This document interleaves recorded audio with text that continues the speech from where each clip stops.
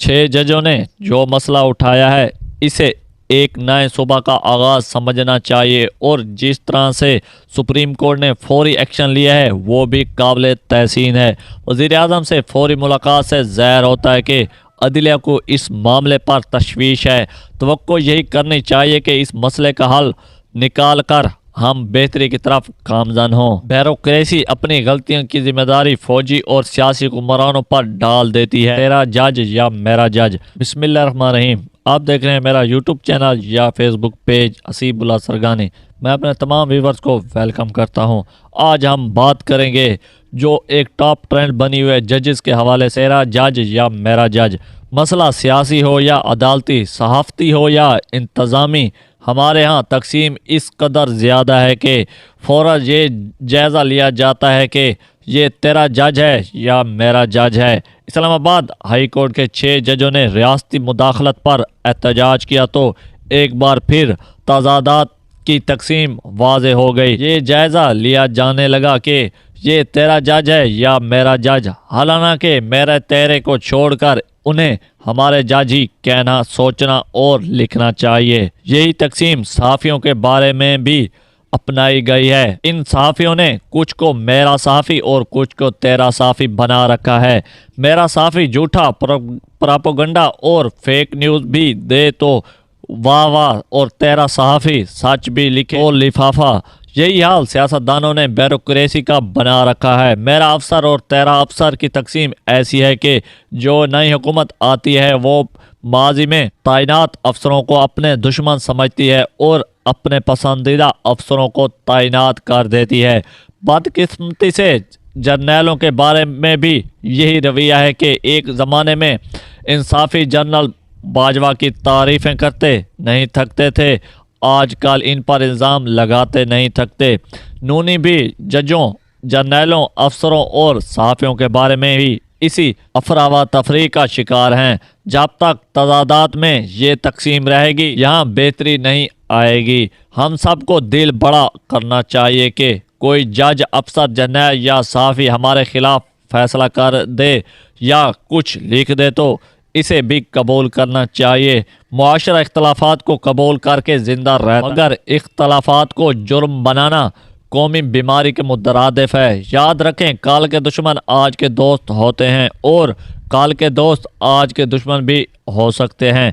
इसलिए किसी भी शख्स, चाहे वो जज हो या जर्नैल, सहाफ़ी हो या अफसर, के बारे में फ़ैसला करने से पहले इसे गलती का मार्जन दें। हर एक को बेईमान, बेइंसाफ और बिकाऊ माल करार ना दें।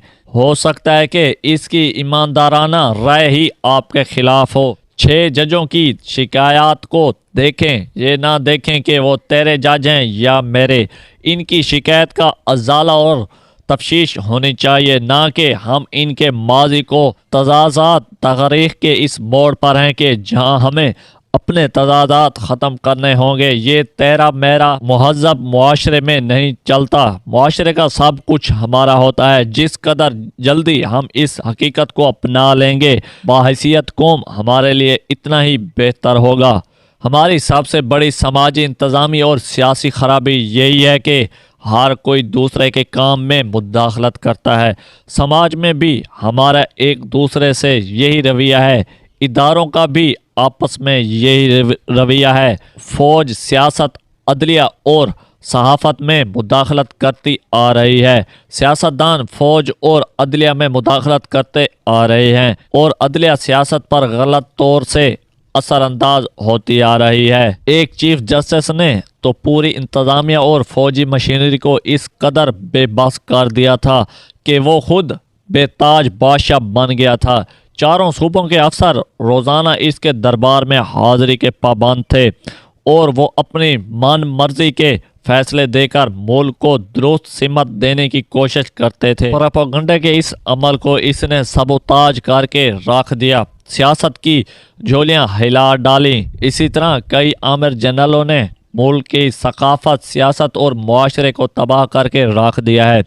अफसरशाही भी हुक्मरानों के चश्म अबूर पर काम करते हुए बदउनवानी और नाइंसाफ़ी की मुरतब होती रही। हम साफ़ियों में से भी कई आमरों के साए बनकर उनकी तारीफें के पुल बांधते रहे। ये सब कुछ गलत था, मगर इसको दुरुस्त करने के लिए गिलोटिन लगाना, फांसियों पर चढ़ाना या इनसे नफरत करना मसाइल का हल नहीं।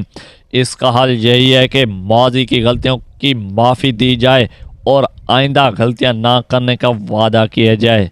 जब मुआशरा हमारी तरह की तकसीम का शिकार हो तो हर तबका दूसरे को गलतियों का जिम्मेदार करार देता है, मगर खुद को गलतियों से पाक करार देते हुए अपने अमल का जवाब पेश कर देता है। हम साफियों को ले लें, हम में से कई एक ने मार्शल लॉ के जुज पेश किए, जिसने आमर को इस्लाम का सिपाही और किसी को रोशन ख्याली का इमाम करार दिया। जर्नैलों ने किसी सियासतदान को ईमानदार नहीं समझा, हर एक पर उंगली उठाई, हत्ता के मशरकी पाकिस्तान में अपनी हिकमत अमली की नाकामी का जिम्मेदार भी मुजीब और भुट्टो को करार दिया। सियासतदानों ने कारकर्दगी ना दिखाने की जिम्मेदारी कबूल करने की बजाय ये जवाब पेश किया कि हमें काम करना नहीं दिया गया। ब्यूरोक्रेसी अपनी गलतियों की जिम्मेदारी फौजी और सियासी हुक्मरानों पर डाल देती है। हालांकि अगर मुआशरे में असली शऊर आ जाए तो हर तबका अपनी अपनी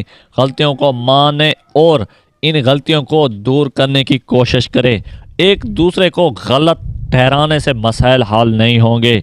मसाइल इस दिन हल होंगे जब हम सब ये मानेंगे कि हम सब से गलतियां हुई हैं, हम सब ने ही मिलकर इन्हें ठीक करना है। गलतियों को मानना ही असल बहादुरी और असल सच्चाई है।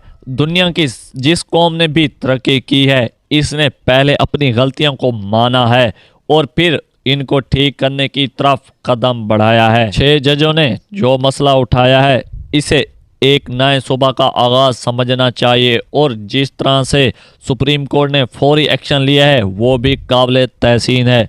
वज़ीर-ए-आज़म से फौरी मुलाकात से ज़ाहिर होता है कि अदलिया को इस मामले पर तशवीश है।